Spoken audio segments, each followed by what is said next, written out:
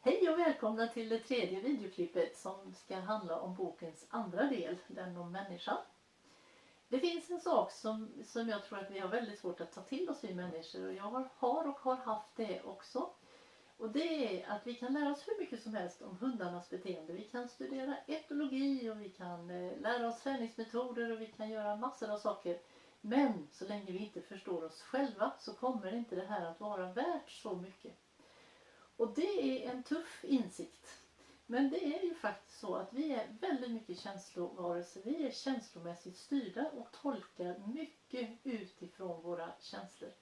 Och ju mer vi förnekar det och ju mindre medvetna vi är om det, desto mer styrda kommer vi att vara av våra känslor. Det är också en ganska paradoxal sanning. Men så är det.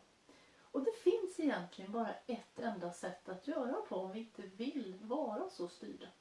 Och det är att vi måste notera, vi måste iaktta oss själva, vi måste förstå våra känslor och vi måste förstå hur vi tolkar och handlar utifrån dem.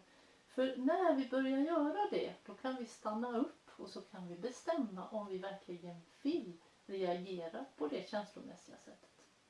Och jag har under många år så har jag iakttagit mig själv, mina känslor och mina beteenden i hundsammanhang. Och jag har också tittat mycket på andra människor och förstått många gånger vilka känslor det är som driver dem.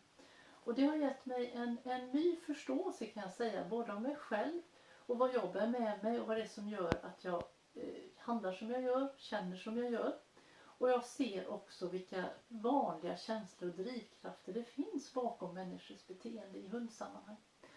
Och mycket intressant det är att jag har också upptäckt att många människor som är väldigt inlästa på hundar, kanske etologer, hundexperter av olika slag, de är minst lika styrda av sina känslor som vanliga hundägare är. Fast de är bättre på att dölja det på ett intellektuellt plan. Känslor som är vanliga, det är att vi känner oss ifrågasatta på sätt och vis av hunden. Vi känner oss nonchalerade. Hunden kanske struntar i oss, men visar oss inte så mycket kärlek och så som vi vill. Och det gör att vi kan bli ledsna eller arga. Och de känslorna skapar mycket av våra beteenden och mycket av våra tolkningar av vår hund. Det kan vara så att vi blir besvikna. Vi vet att hunden är väldigt duktig. Att vi är väldigt duktiga tillsammans kanske när vi tävlar eller när vi är med andra människor. Men så gör hunden helt plötsligt inte alls som den ska och vi blir jättebesvikna. Och vi förstår kanske inte att det är besvikelse som ligger bakom att vi tolkar och beter oss som vi gör mot vår hund. Inte så sällan så finns det också känsla av att hunden får skylla sig själv. Det är rätt åt den eller att den skäms för att den vet att den gör fel. När den gör sånt som vi inte vill eller som vi tycker att hunden vet att vi säger att den inte får. I många situationer så handlar det faktiskt om att vi skäms. Skam är ett väldigt stort och viktigt område när det gäller hundägare.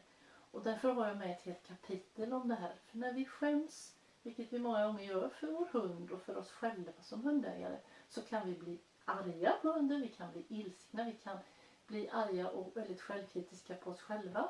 Eller vi kan bara känna oss bortgjorda och tillintetgjorda. Och alla de här känslorna kommer att påverka hur vi tolkar hunden och hur vi beter oss mot den.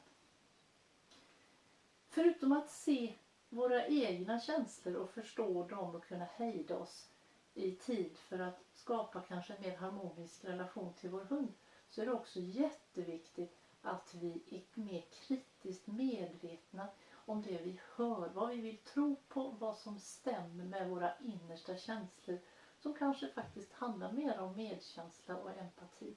Många gånger så tror vi på saker utan att ha granskat det och värderat det mot vad vi egentligen själva tycker. Och det har jag också med ett helt kapitel om i boken just, och i den här delen av människan.